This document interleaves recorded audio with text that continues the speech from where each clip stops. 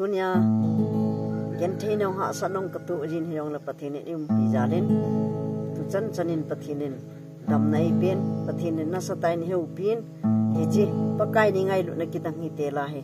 pathinin in pen jin kan semin chilai kan saling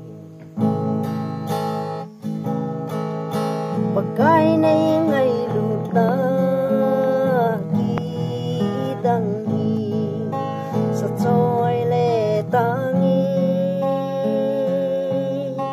kaphan nei sun le ka o nei sun nin no wa choi nan mang jin jin tangi lung dong a ka pe jing in jong nei tha mon jing ni nang in nei pi jing je in pa ka yan the na jong nu na asu ji ka hin kho pum pi nanga din ka pe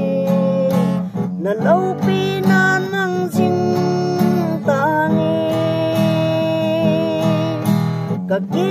pi do e pakai ke ma nei mang in na na tang ding in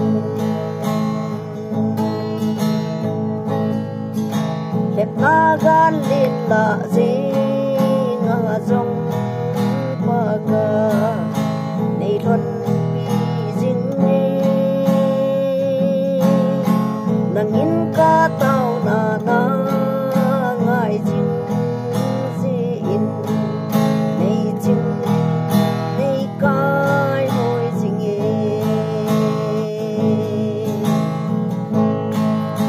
hoi chan gam hi jong le o pa ka na nung tangi nei chu in lang lam nei hel jing in nei chang halo zenin o pakai ka hin kho pum pi nanga din ka pe na lâu pi nan mang jing tangi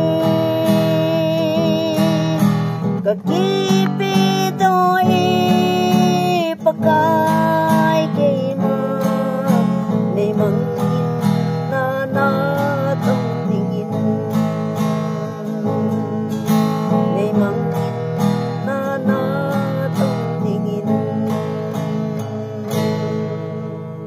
pathen lo pin chang ta hen